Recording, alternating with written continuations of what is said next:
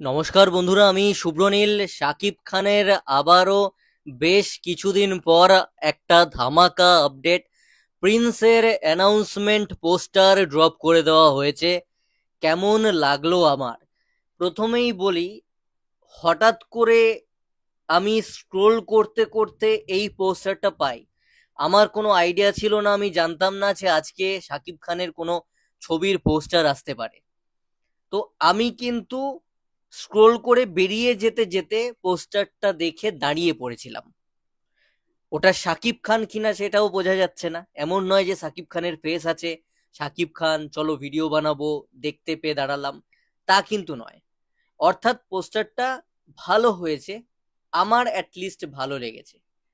না হলে আমি শাকিব খান না জেনে বা তার ছবিরই ওটা পোস্টার আমি দেখছি কিনা না বুঝে কিভাবে একটা ফটোতে স্টে করলাম, যারে কি পেরিয়ে যাচ্ছে দেখি তো কি এটা। এই যে দাঁড়িয়ে গেলাম, দাঁড়াতে বাধ্য হলাম, ওপরে নামটা দেখিনি, ক্যাজুয়ালি স্ক্রোল করছি, ফাস্ট স্ক্রোল করছি, দাঁড়িয়ে পড়তে যে বাধ্য হলাম। অর্থাৎ পোস্টারটা ভালো হয়েছে, অ্যাট্রাকটিভ হয়েছে। এবার পোস্টারটা এতটাই প্রিমিয়াম হয়েছে। দেখো, সাধারণত আমি এই জায়গাটায় বসে ভিডিও করি, আমার ঠিক পোষাচ্ছিল না নিজেরই ব্যাকগ্রাউন্ডটা, আর এরকম আমার হয়। দেখো, একটা অদ্ভুত বিষয়, এর আগে যখন শাকিব খানের তুফান ছবির প্রি টিজ এসেছিল, তখন আমি প্রথম পর্দাটা ইউজ করেছিলাম। মানে আমার একদম এই পাতি পর্দা থাকতো, একটা দেওয়াল দেখা যেত। তো আমার মনে হয়েছিল যে এত প্রিমিয়াম প্রি টিজ এলো বা যা কন্টেন্ট আসতে শুরু করলো, তো আমাকেও এবার ভালো কিছু দেখাতে হবে দর্শকদেরকে। যে জায়গায় দাঁড়িয়ে আছি অ্যাটলিস্ট তার চেয়ে বেটার করবার চেষ্টা করি। আমাকে প্রথম শাকিব খানের ওই প্রি টিজটা তুফানের ভাবিয়েছিল, এত ঝা চকচকে চমকপ্রদ ছিল। তো আমি তখন এই পর্দাটা প্রথমবার লাগাই, যদিও আমার ব্যাকগ্রাউন্ড মোটেই খুব একটা সুন্দর নয় আমি জানি, কিন্তু যে জায়গায় ছিলাম তার চেয়ে তুফানের সময় একটু বেটার করি। আজকে এই ঝা চকচকে পোস্টারটা দেখে আমার মনে হলো যে আমি একটু নিজের বসার জায়গাটা পরিবর্তন করে দিই। তো আমার মনে হচ্ছে আমি আগে যেখানে ছিলাম তার চেয়ে একটু বেটার হয়েছে। পোস্টার, একটা সাধারণ অ্যানাউন্সমেন্ট পোস্টার, দেখো কত কি ভাবালো আমাকে। এর চেয়ে বড় রিয়াকশন আমার মনে হয় না ইউটিউবে তোমরা কোথাও পাবে। এইটাই হচ্ছে আমার রিয়াকশন একটা পোস্টার থেকে। আমি ভেবেছি এত ঝাঁচকচকে ব্যাপার, তার জন্য নিজের বসার জায়গা চেঞ্জ করে দিয়েছি। অনেকদিন পর, প্রিভিয়াসলি শাকিব খানের ক্ষেত্রে এমনটা আমার হয়েছিল, এবং পোস্টারটা দেখে আমি না বুঝে দাঁড়িয়ে পড়েছিলাম। সবচেয়ে বড় কথা, ভরসা রয়েছে, ছবিটার নাম জানতে পারলাম, আমার জানা ছিল না। ভরসা থাকার কারণ হচ্ছে ঋদ্ধি সিদ্ধি এন্টারটেনমেন্ট যারা বরবাদের সঙ্গে যুক্ত ছিল। বরবাদ কিন্তু বেশ বাংলাদেশি ছবি অনুযায়ী দুর্দান্ত মানের, ব্যাপক ছিল বলতেই হয়। তাণ্ডবও আমার ভালো লেগেছে, তাণ্ডবও বেশ প্রিমিয়াম ভাইব দিয়েছে, যদিও সেখানে চরকি বা এসভিএফ তারা এরকম ছবি দেবে, রায়হান রাফি, এটা স্বাভাবিক। কিন্তু বরবাদে যাই পেয়েছিলাম আনএক্সপেক্টেডই ছিল। ছবি যেরকম ভাবে তৈরি করা, শিল্পীদেরকে সাইডে রেখে বলছি, এই প্রোডাকশন হাউসটা অ্যাসোসিয়েটেড রয়েছে, আমার ভরসা আছে, দেখে ভালো লাগলো। এবার যদি পোস্টারে একটু চলে আসি, ঢাকার, ঢাকা না সরি, বাংলাদেশের প্রচুর জায়গার নাম দেখতে পেলাম। উত্তরা, এক্সেট্রা এক্সেট্রা, আমি এখন মনে করতে পারছি না, অনেকগুলো জায়গার নাম দেখলাম আর কি, পুরো রাউন্ড করে চারিদিকেই আর কি জায়গার নাম দেওয়া। আর মাঝে একজন সোয়াগ নিয়ে দাঁড়িয়ে রয়েছে, চারিদিকে তার নিচে লোকে বন্দুক উঁচিয়ে দাঁড়িয়ে রয়েছে। অর্থাৎ বিশাল গ্র্যান্ডার, প্রচুর লোকজন, তার প্রচুর ব্যাকআপ রয়েছে, সাপোর্ট রয়েছে। অর্থাৎ এই ক্যারেক্টারটা প্রিন্স মারাত্মক পাওয়ারফুল।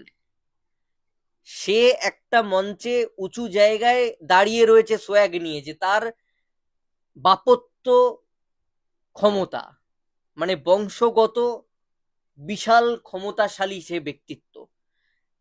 তাকে ফলো করছে তার অনুরাগীরা, বা তার একটা দল গ্যাং রয়েছে যারা বন্দুক উঁচিয়ে তাকে ঘিরে উল্লাসে ফেটে পড়ছে, বন্দুক উঁচিয়ে হয়তো গুলি করছে, এই টাইপের বোঝাতে চেয়েছে। অর্থাৎ ইনি এই গ্যাংটার মাথা বা সর্দার, ইনি শেষ কথা। এবার যদি একটুখানি ক্যাপশনে চলে যাই, এবার শহর তার প্রকৃত অর্থে নায়ককে জানবে।